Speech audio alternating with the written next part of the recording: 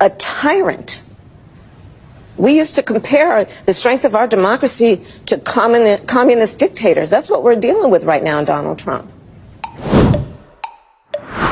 I don't know if you've been looking at the news or whatever. I just want to go on the record and say Democrats and Republicans work on the same team. Kamala Harris just said what Trump is doing is very communist.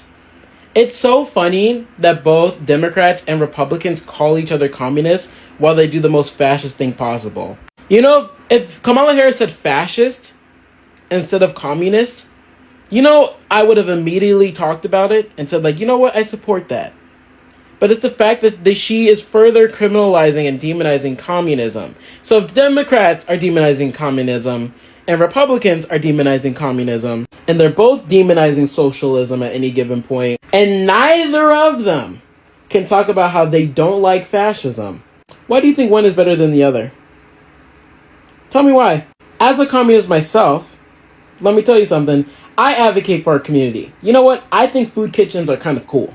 You know, that's my advocation as a communist. My communist advocation is rent parties. You know, everybody is too poor to do anything, so we throw a party and a fundraiser for somebody at their place, in their yard, and we give all the proceeds and all the money to them. I have a wonderful, lovely communist friend who is broke. Everybody in the United States is broke. She had, a band in my area performed a concert and gave all of the money and proceeds to her ability to live. She made $3,000. I don't think communism is the issue. Dare I say, I don't think communism is the issue here. You know, there's an underground network of transgender people who ensure people who don't have prescriptions get prescriptions. Shout out to DIY. There's just like so many things that are communists that are here to stand up for people, and bipartisanly it is demonized, bastardized, and incorrectly labeled, you know? I wish people understood that the United States purposefully call communist countries, even though they're not communist, while also assassinating actual communist countries. And what I mean by that is pretty much the United States classified anything that was a dictatorship or akin to that as communism, and then they simply just erase anybody who actually was a communist. You should look at the history of both Africa and South America and how many times the CIA, FBI, or some kind of entity from the United States was sent to control and eliminate the population.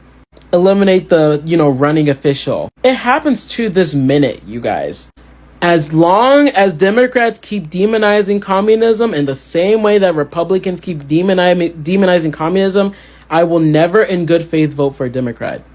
I will not vote for either of them, okay? And by the way, this is not a purity politic issue. I just think it's very important to understand what communism is, what fascism is, and why neither party is anti-fascism.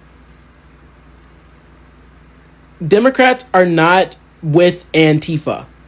They don't support that. In the FBI, Antifa is seen as a terrorist organization. And that literally just means anti-fascist.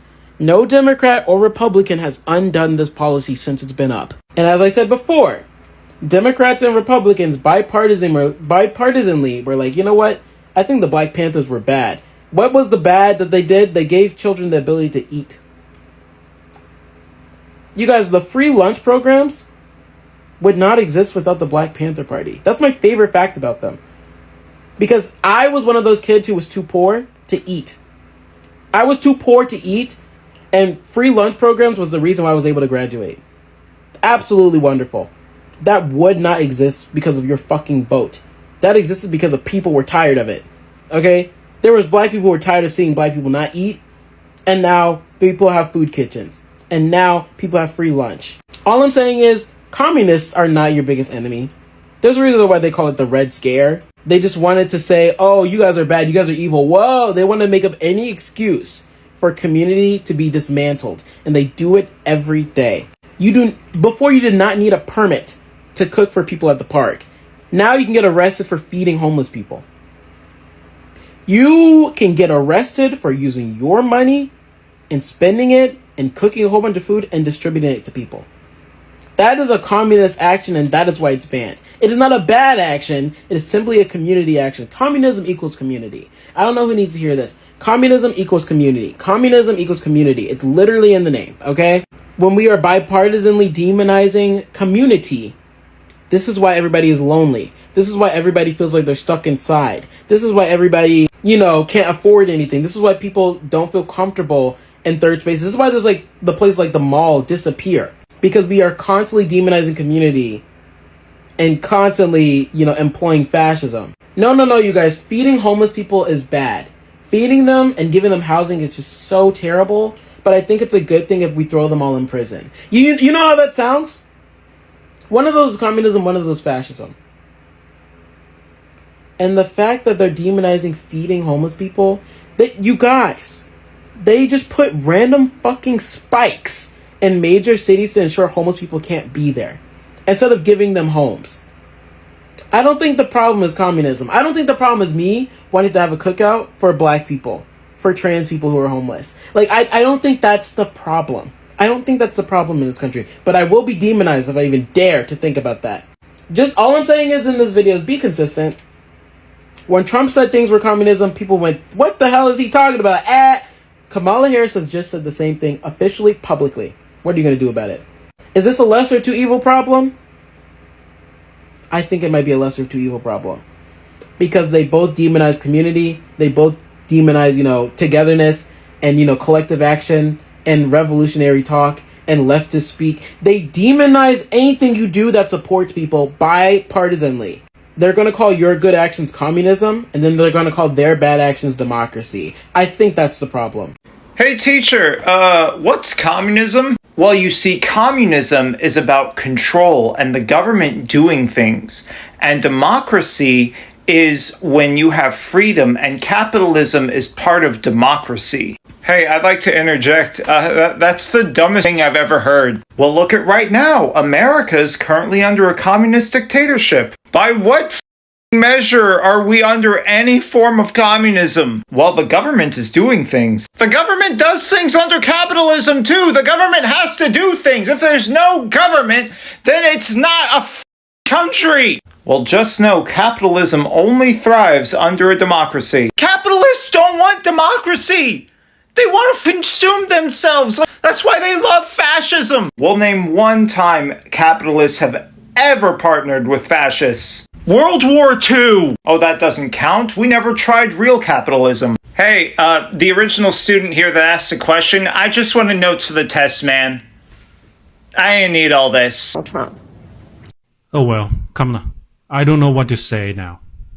So in an interview with MSNBC, Kamala Harris called Trump a communist dictator. Kamala knows the definition of communist. She's just pandering to the right by calling him the word they are all scared of. Now let's get the wording right. Trump is not a communist. He is the narcissist who built his empire on real estate. He represents a capitalist dictatorship. He took advantage of the democratic system, becomes president, and his policy is designed to help his rich friends, the oligarchs class. He's nothing close to communism. He's the opposite of communism. Trump is the result of this democratic system you are running there. Democracy created him. Now here's the thing. The real definition of communism, a classless system, which means no class, where workers own the means of production. No billionaires, no landlords, no monopolies. Whatever you think of it, that has nothing to do with Trump. And by the way, let's be honest, even China is not communist yet. China says it's on the path, but right now it's socialism, same as many countries with mixed system. So when politicians here throw around the communist word, it's nothing about accuracy, it's about fear. They exploit ignorance. They rely on uneducated Americans to swallow the label without thinking.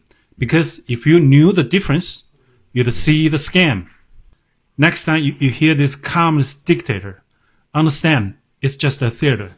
They want you scared, not informed. You have to see through it. And follow me for more. I have more articles on Substack, link in bio, and you can visit grumpychineseguy.com. Take care, guys. Thanks for all the support. I appreciate it. I found something the Chinese government doesn't want you to see here at the People's Park in Guangzhou. It's beautiful out, by the way.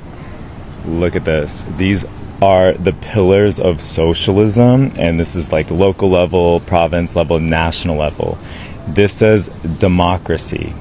So from China's point of view, socialism, their government, everything that they're doing policy-wise is for democracy. Now, what does that mean? China just has a different definition of democracy. The word itself is a slightly different connotation. Like, it means that it's decisions like for the majority, for the people.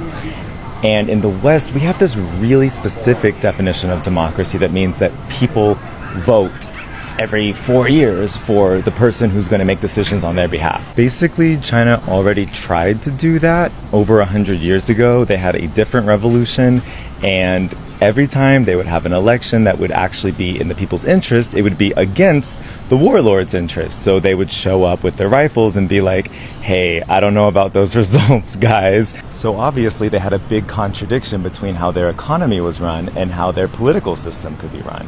And the people who wanted democracy realized we need to take the property away from these warlords so that it's no longer in their interest to obstruct democracy. Uh-oh, seizing property, it's sounding kind of communist.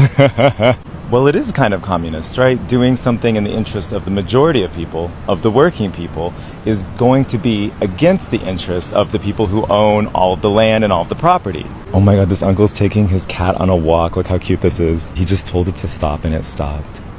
Why is this cat so beautiful? Oh my god, it's so cute. How do you train a cat? I didn't know that was possible. When you learn about another perspective, you learn what might be possible for you. We have a huge contradiction between how our economy is run and how our political system is run in the United States. So much of the land and the property in our economy is owned by a small few powerful people. If they want to do something that's against our interests, there's no way for them to outvote us. But they have enough money to buy entire news networks, to buy entire social media platforms. Trump is about to hand over TikTok to the guys who run Fox News. So it becomes in their interest to spend a little bit of their enormous wealth to brainwash as many of us as possible into supporting their interests over ours. They're supporting the minority's interest over the majority. Is that really democracy? You tell me. I've noticed something on social media. A lot of Democrats and Republicans call each other fascists. You see posts like, if Democrats were gone, America would be better. Or the same about Republicans. That's tribal politics on steroids. And here's a danger.